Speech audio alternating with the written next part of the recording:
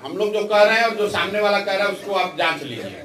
तेजस्वी जी ने कहा कि यहाँ की महिलाओं को 2500 रुपया महीना दे देंगे। अब आप लोग के सबके पास मोबाइल है, मोबाइल में कैलकुलेटर है, जरा जोड़ना शुरू कीजिए। बिहार में 6 करोड़ महिलाएं हैं। अगर बच्चियों को हटा दें तो करीब करीब 5 करोड़ महिला हुई।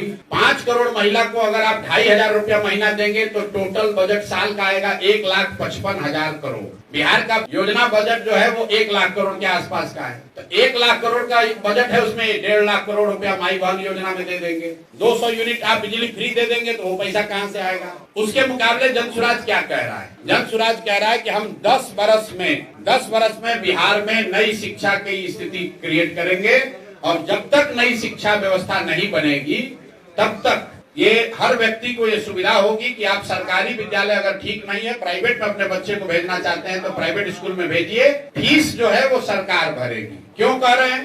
आप लोगों को लगता है कि सरकारी विद्यालय फ्री है। सरकारी विद्यालय फ्री नहीं है। सरकारी विद्यालय में बच्चों को पढ़ाने का खर्चा है 60,000 करोड़। तो हम लोग जो कह रहे हैं कि उन विद्यालयों में 60,000 करोड़ खर्चा करके अगर पढ़ाई नहीं हो रही है तो लोगों को ये अवसर दे दिया जाए कि आप तय करें कि आपका बच्चा सरकारी में पढ़ेगा कि प्राइवेट में, और अगर प्राइवेट में पढ़ेगा तो उसका फीस सरकार भरेगी। राइट टू एजुकेशन कानून में लिखा हुआ है कि अगर सरकारी स्कूल उपलब्ध नहीं है या वहां पढ़ाई नहीं हो रही है तो सरकार की ये जिम्मेवारी है कि प्राइवेट स्कूल में भी बच्चों को भेजा जाए। दूसरी बात हम लोग कह रहे हैं कि पलायन 1 साल में रोक देंगे। इसमें फ्री का कुछ काम नहीं है। ये कहा जा रहा है कि बिहार से जो पूंजी का पलायन हो रहा है हर साल 2.5 से 3 लाख करोड़ रुपया जो बैंक यहाँ से पैसा दूसरे राज्य में भेज रहे हैं, बिहार के लोगों का पैसा भेज रहे हैं, उस पूंजी के पलायन को रोककर बुद्धि का पलायन रोका जाएगा। और जिस दिन पूंजी और बुद्धि का पलायन रुका उस दिन श्रम का पलायन अपने आप रुक जाएगा। तीसरी बात हम लोग कह रहे हैं कि मनरेगा से किसानी को जोड़ा जाएगा। अभी मनरेगा का 60% पैसा दिल्ली में हम लोग सरेंडर कर रहे हैं। 100 रुपया बिहार को मिल सकता है तो पिछले वर्ष बिहार ने सिर्फ 39 रुपया ही लिया है। हम लोग ये कह रहे हैं कि किसानों को यहाँ पर मजदूर जो है वो मुफ्त दिया जाएगा। मनरेगा में जो काम करना चाहता है वो खेतों में काम करे, किसानों के साथ मिलकर काम करे, उससे मनरेगा का यूटिलाइजेशन बढ़ेगा, भ्रष्टाचार रुकेगा और बड़े पैमाने पर कृषक बेहतर खेती कर पाएंगे, खासकर नगदी फसलों की खेती कर पाएंगे। चौथी बात हम लोगों ने कही कि यहाँ घर घर रोजी रोजगार हो, उसके लिए 4% के ब्याज पर सरकारी गारंटी पर लोन मिलेगा। इसका टोटल खर्चा सरकार के बजट पर 5,000 से 6,000 करोड़ रुपए आएगा।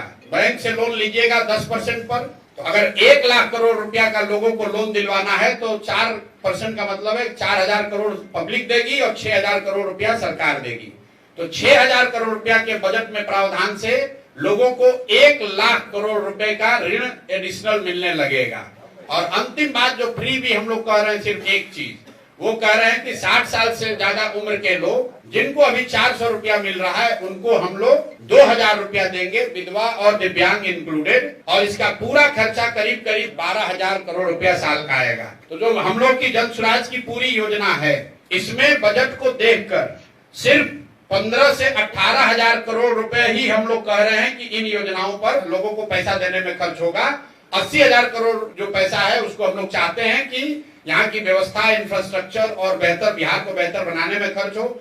ऐसा नहीं कि 1 लाख करोड़ का बजट है और हम वादा कर रहे हैं 3 लाख करोड़ का। 1 लाख करोड़ का अगर बजट उपलब्ध है, क्योंकि 3 लाख करोड़ का बजट है लेकिन सरकार के पास खर्च करने के लिए 1 लाख करोड़ रुपया ही उपलब्ध है, क्योंकि 2 लाख करोड़ रुपया तो इंटरेस्ट और सैलरी वगैरह में जाता है। तो 1 लाख करोड़ की बजट में हम लोग सिर्फ 15,000 करोड़ रुपए की बात कर रहे हैं। सामने से तेजस्वी जी क्या कर रहे हैं कि 1 लाख करोड़ का बजट है, 2 लाख करोड़ रुपया वो फ्री में दे देंगे। तो आप तय कर लीजिए, बिहार की जनता तय कर लीजिए कि कौन सोच समझ कर बोल रहा है और कौन बिना जाने समझे बोल रहा है।